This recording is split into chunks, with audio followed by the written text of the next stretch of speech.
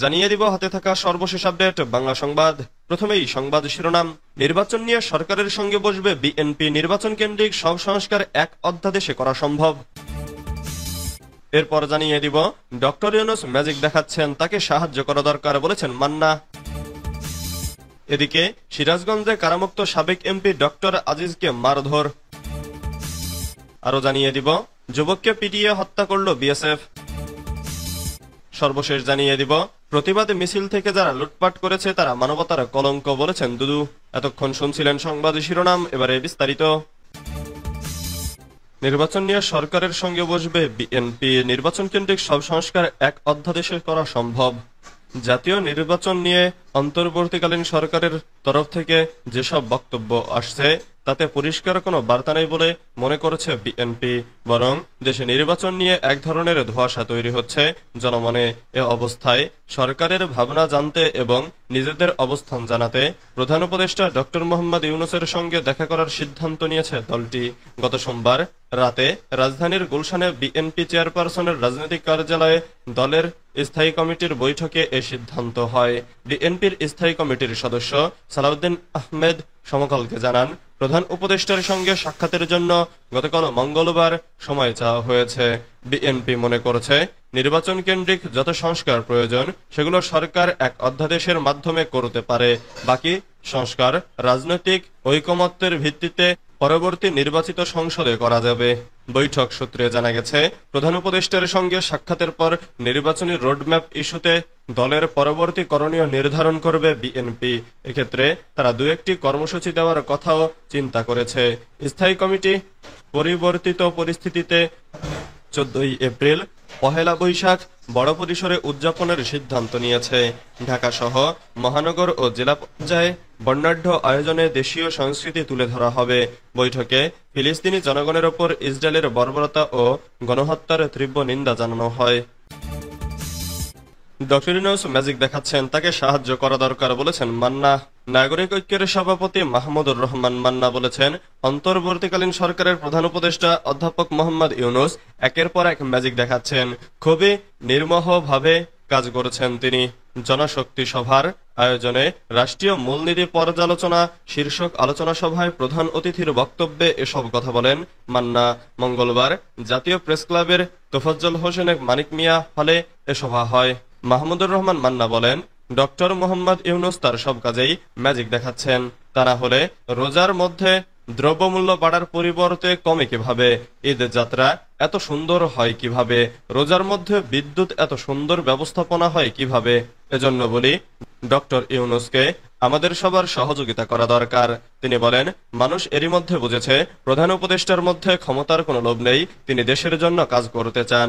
আমি যতটুকু বুঝতে পেরেছি ডক্টর ইউনূস ভোটটা যত তাড়াতাড়ি সম্ভব দিয়ে চলে যেতে চান, কিন্তু কেউ কেউ দেখছি তাকে জোর করে 5 বছর ক্ষমতায় রাখতে চান। কিন্তু কেন? তিনি ভালো কাজ করছেন, তাই যদি মনে করেন তাহলে দেশের কল্যাণে রাখতে হবে, তাহলে বিকল্প কিছু চিন্তা করেন। কেন তাকে দিয়ে ক্ষমতা দীর্ঘায়িত করে বিতর্কিত করতে হবে? রাষ্ট্রীয় মূলনীতি প্রসঙ্গে মাহমুদুর রহমান মান্না বলেন, এটা নিয়ে বিতর্ক চলতে থাকুক, আমাদের ভিন্ন মতকে ধারণ করতে হবে, ভিন্ন মতকে কথা বলার সুযোগ দিতে হবে। রাষ্ট্রীয় মূলনীতি নিয়ে সংস্কার কমিশনের প্রস্তাবের সঙ্গে আমি একমত নই। সংস্কার কমিশনের শতাধিক প্রস্তাবের সঙ্গেই নাগরিক ঐক্য একমত নয়। সিরাজগঞ্জে কারামুক্ত সাবেক এমপি ডক্টর আজিজকে মারধর। জামিনে কারামুক্ত হওয়ার পর সিরাজগঞ্জ 3 আসনের সাবেক এমপি আব্দুল আজিজকে মারধর করেছে ছাত্র জনতা। মঙ্গলবার 8 এপ্রিল রাত 8টার দিকে সিরাজগঞ্জ কারাগারের গেটের সামনে এই ঘটনা ঘটে। তিনি হত্যাচেষ্টা ও বিস্ফোরক মামলায় জামিনে কারামুক্ত হয়েছেন। এই ঘটনার একটি ভিডিও ফেসবুকে ছড়িয়ে পড়েছে। 26 সেকেন্ডের ওই ভিডিওতে দেখা যায় কয়েকজন যুবক আব্দুল আজিজের শার্টের কলার ধরে জোরপূর্বক গাড়িতে তোলার চেষ্টা করছেন। প্রত্যক্ষদর্শীরা জানায় সাবেক এমপি আব্দুল আজিজ ছাড়া পেয়েছেন। এমন খবর পাওয়ার সঙ্গে সঙ্গে ছাত্র জনতা সিরাজগঞ্জ জেলা কারাগারের সামনে জড়ো হতে থাকে। এরপর আব্দুল আজিজ যখনই জেলা কারাগার থেকে মুক্ত হয়ে বের হন, ঠিক তখনই সবাই তাকে ঘিরে ফেলেন, তাকে ধরে টানাহেচড়া ও মারধর করেন। এ বিষয়ে সিরাজগঞ্জ সদর থানা পুলিশের ভারপ্রাপ্ত কর্মকর্তা হুমায়ুন কবির বলেন, সাবেক এমপি আব্দুল আজিজ জামিনে মুক্ত হবার পরে ছাত্র জনতা তাকে ঘিরে ধরে। বর্তমানে তিনি থানাতে আমাদের কাছে আছেন। যুবককে পিটিয়ে হত্যা করল বিএসএফ। ব্রাহ্মণবাড়িয়ার বিজয়নগর সীমান্তে মুরাদুর রহমান মুন্না নামে এক যুবককে পিটিয়ে হত্যা করেছে ভারতীয় সীমান্ত রক্ষী বাহিনী। মঙ্গলবার ৮ এপ্রিল সন্ধ্যায় উপজেলার পাহাড়পুর ইউনিয়নের সেজামুড়া সীমান্তে 0 পয়েন্টে এ ঘটনা ঘটে। নিহত মুরাদুর রহমান মুন্না সেজামুড়া গ্রামের মৃত ফজলুর রহমানের ছেলে। নিহতের পরিবার অভিযোগ করে বলেন, বিকেলের দিকে মুন্না তার ধানের জমি দেখতে সেজামুড়া সীমান্তের কাছে যান। এ সময় বিএসএফ এর সদস্যরা তাকে ধরে নিয়ে যায়। পরে তাকে পিটিয়ে গুরুতর আহত করে বাংলাদেশ সীমান্তে ফেলে রেখে চলে যায়। বিজিবি সদস্যরা তাকে আহত অবস্থায় উদ্ধার করে পরিবারের কাছে পৌঁছে দেন। গুরুতর আহত অবস্থায় ব্রাহ্মণবাড়িয়া জেনারেল হাসপাতালে নিয়ে গেলে চিকিৎসক তাকে মৃত ঘোষণা করেন। ব্রাহ্মণবাড়িয়া 250 শয্যা বিশিষ্ট জেনারেল হাসপাতালের চিকিৎসক আরাফাত বলেন, হাসপাতালে আনার পর তার শারীরিক পরীক্ষা নিরীক্ষা শেষে মৃত ঘোষণা করা হয়। তার মরদেহ ময়না তদন্তের জন্য হাসপাতাল মর্গে রাখা হয়েছে। প্রতিবাদ মিছিল থেকে যারা লুটপাট করেছে তারা মানবতার কলঙ্ক বলেছেন দুদু।